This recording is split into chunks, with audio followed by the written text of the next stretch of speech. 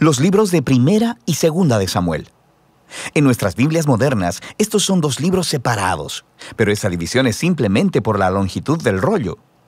Originalmente fue escrito como una sola historia coherente. En este video hablaremos solo sobre Primera de Samuel. Después de que Israel fue rescatado de la esclavitud en Egipto, ellos hicieron un pacto con Dios en el monte Sinaí y eventualmente llegaron a la tierra prometida. Y ahí se suponía que Israel fuera fiel a Dios y obedeciera los mandamientos del pacto. Antes del libro de Samuel, el libro de Jueces mostró cómo Israel falló completamente en cumplir esa tarea. Fue un tiempo de caos moral y mostró la necesidad que tenía Israel de líderes sabios y fieles. El libro de Samuel provee una respuesta a esa necesidad. La historia del libro de Samuel se enfoca en tres personajes principales. El profeta, Samuel, de donde el libro toma su nombre. Luego tenemos al rey Saúl y después de él, al rey David. Los tres hicieron que Israel pasara de ser un grupo de tribus gobernado por jueces a un reino unificado gobernado por el rey David en Jerusalén. Y el libro de Samuel tiene un diseño fascinante que entreteje la historia de estos tres personajes en 4 partes principales. Samuel es el líder clave y el profeta en la primera sección del libro, pero también juega un rol importante en la siguiente sección, que es la historia de Saúl, la cual se nos cuenta en 2 movimientos: la llegada de Saúl al poder y luego sus fracasos. Y la segunda parte trata sobre su caída y su trágica muerte. Y luego del drama de la partida de Saúl, se encuentra con la emocionante llegada al poder de David. Y luego, la historia de David se nos cuenta en 2 movimientos. Primero, él está sobre una ola de éxito, lo cual es seguido por su trágico fracaso personal en la lenta autodestrucción de su familia y luego de su reino. El libro concluye con un epílogo que reflexiona en toda la historia. Profundicemos y veamos cómo se desarrolla. La primera parte continúa describiendo el caos del libro de Jueces, y se nos presenta una conmovedora historia acerca de una mujer llamada Ana, y ella se lamenta porque nunca ha sido capaz de tener hijos. Y por gracia de Dios, ella finalmente tiene un hijo llamado Samuel, y en su gozo canta un asombroso poema en el capítulo 2.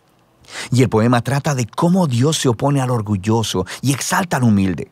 De cómo, a pesar de las tragedias y de la maldad humana, Dios está cumpliendo sus propósitos en la historia. Y también trata de cómo Dios un día levantará un rey ungido para su pueblo. El poema de Ana ha sido colocado aquí en el inicio del libro para introducir estos temas claves que veremos a través de toda la historia, como el siguiente. Samuel crece y se convierte en un gran profeta y líder para el pueblo de Israel, al tiempo que los filisteos se levantan como los archienemigos de Israel. Y en esta batalla crucial, los israelitas se vuelven arrogantes, y en lugar de orar y pedir la ayuda de Dios, sacan el arca del pacto como una especie de trofeo que automáticamente les dará la victoria en la batalla. Y así, debido a su presunción arrogante, Dios permite que Israel pierda la batalla y el arca es robada. Así que los filisteos toman el arca y la colocan en el templo de su dios, Dagón.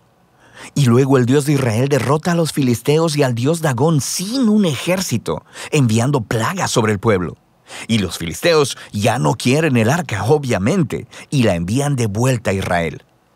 Y el punto de la historia parece ser este: Dios no es el trofeo de Israel y Él se opone al orgullo entre los filisteos, pero también entre su propio pueblo. Y así, Israel necesita permanecer humilde y obediente si quiere experimentar la bendición del pacto de Dios, lo que nos lleva a la siguiente sección principal. Los israelitas vienen con Samuel y le dicen: «Oye, queremos un rey como todas las demás naciones. Ve y búscanos uno». Y Samuel, un poco molesto, va y consulta con Dios, y Dios le dice: «Sí, sus motivos son malos, pero si quieren un rey, dáselos». Y así se nos presenta Saúl. Saúl es un personaje trágico porque empieza siendo muy prometedor. Es alto y bien parecido. Es el candidato perfecto para ser rey. Pero tiene fallas de carácter profundas. Es deshonesto, le falta integridad y parece incapaz de reconocer sus propios errores. Y estas fallas se convierten en su perdición. Él gana algunas batallas al principio, pero sus fallas son tan profundas que eventualmente se descalifica a sí mismo por desobedecer descaradamente los mandamientos de Dios. Así que el anciano Samuel confronta a Saúl y a Israel. Él le había advertido al pueblo de que solo serían beneficiados por un rey que fuera humilde y fiel a Dios. De otro modo, los reyes de Israel traerían la ruina. Así que le informa a Saúl que Dios levantará un nuevo rey para reemplazarlo. Y así comienza la caída de Saúl. Al mismo tiempo, Dios está trabajando detrás de escena para levantar a ese nuevo rey. Es un insignificante pastor joven llamado David. Es el candidato menos probable para ser rey. Pero la famosa historia de David y Goliat muestra que Dios no eligió a David por la posición de su familia, sino simplemente por su confianza radical y humilde en el Dios de Israel. De manera que esta historia encarna todos los temas del poema de Ana. Los orgullosos Saúl y Goliat son humillados, mientras que el humilde David es enaltecido. De aquí vemos a Saúl descender lentamente a la locura, mientras David llega al poder. David comienza a trabajar para Saúl como general, y está ganando todas las batallas, y también está ganando toda la fama. Y Saúl se pone celoso y empieza a perseguir a David, hostigándolo y tratando de asesinarlo. David no ha hecho nada malo, así que David simplemente huye y espera en el desierto. Y aquí vemos el verdadero carácter de David. Él tiene muchas oportunidades de matar a Saúl, pero no lo hace. Él simplemente confía que a pesar de la maldad de Saúl, Dios levantará un nuevo rey para su pueblo.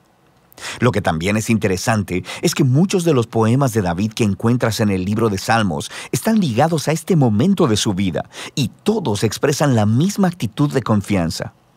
Y así que esta sección del libro termina con la espantosa muerte de Saúl después de perder una batalla con los filisteos. Primera de Samuel cuenta algunas de las historias más detalladas y bien narradas que encontrarás en la Biblia. Y los personajes Saúl y David son presentados de manera muy realista.